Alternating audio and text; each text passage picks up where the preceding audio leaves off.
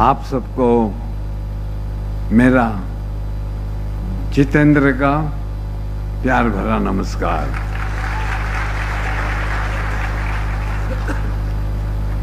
मुझे 2 दिन पहले कहा गया कि गडकरी साहब ने आपको याद किया है।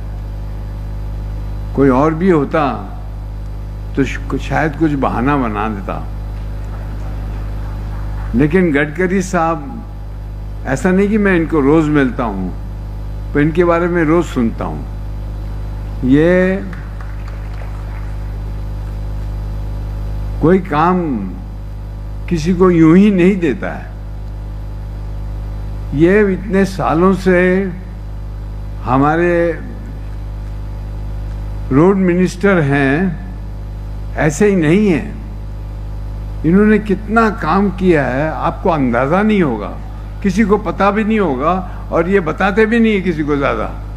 जिनको जो मालूम है वही मालूम है, पर लेकिन मैं जानता हूं इन्होंने इतना नेक काम किया है, इतना दिल से काम किया है, तभी तो आज तक ये इसी पद पे बैठे हैं और लोग इनकी वाह वाह कर रहे हैं। इनको मालूम भी नहीं होगा।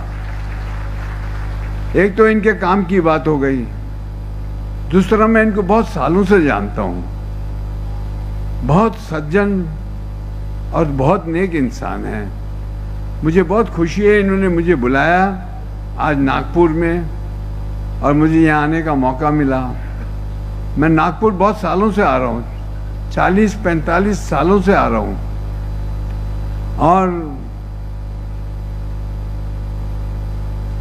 मैं इतना ही कहूँगा, एक छोटा सा शेर है, पूरी बात करने से वो शेर में समझ में आ जाएगी। नागपुर के लोगों से मिलकर हद से ज्यादा प्यार मिला।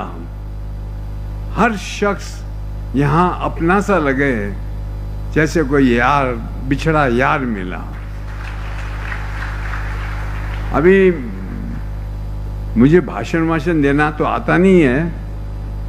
जाते जाते एक घिसा पीटा पुराना शेर है, आपके प्यार में है, वो फेंक देता हूं आपकी तरफ। फेंकूं? वो शेर ऐसे है, दिल की हस्ती बिखर गई होती, रूह के जख्म भर गए होते, जिंदगी आपकी नवाजिश है, वरना हम कब के मर गए होते। धन्यवाद।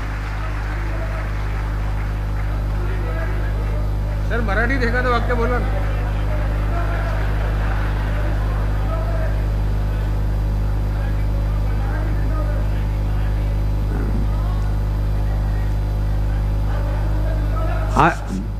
आधी माझा ऐका।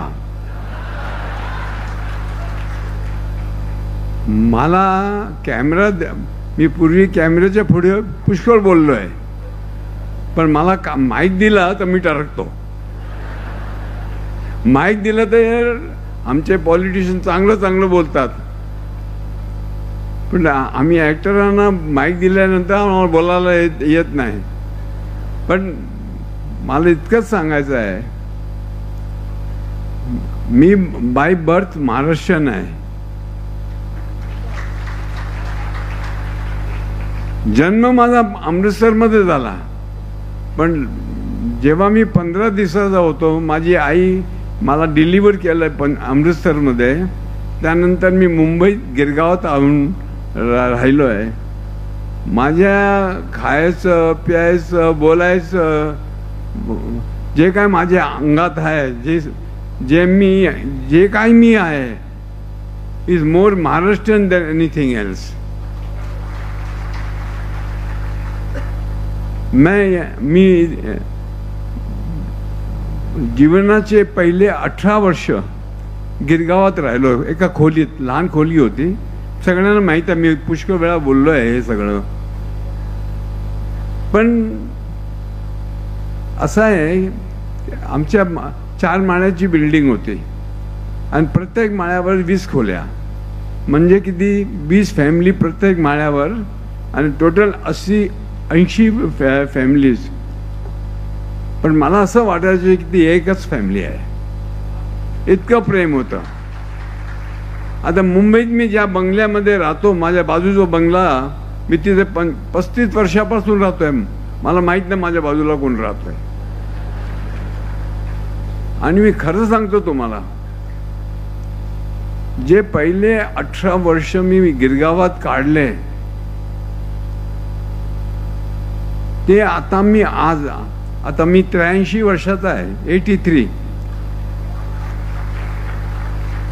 माझं असं आहे, मला असं वाटतं, जे मी ते पहिले 18 वर्ष माझे जे होते, त्यात मनात जितकं सकून, जितकं प्रेम, जितकं शांतता, जितकं चांगलं मनाला वाटायचं, लहान लहान गोष्टीचं भयंकर आनंद यायचा, ते सगळं गेलं आता. आता मोठ्या गोष्टी, मोठ्या वस्तू, मोठं मोठं काम, त्यात इतका आनंद नाही जो आनंद मला त्यावेळी मिळाला होता.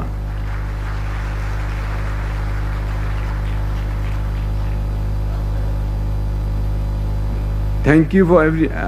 मी इतकंच म्हणू शकतो, मी ॲक्टर, मी एक्स्ट्रा होतो, ज्युनियर आर्टिस्ट होतो.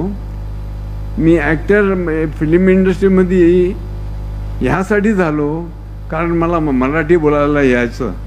शांताराम बापूंना कौतुक वाटायचं का हा पंजाबी मुलगा मराठी इतकी चांगली कशी बोलतो.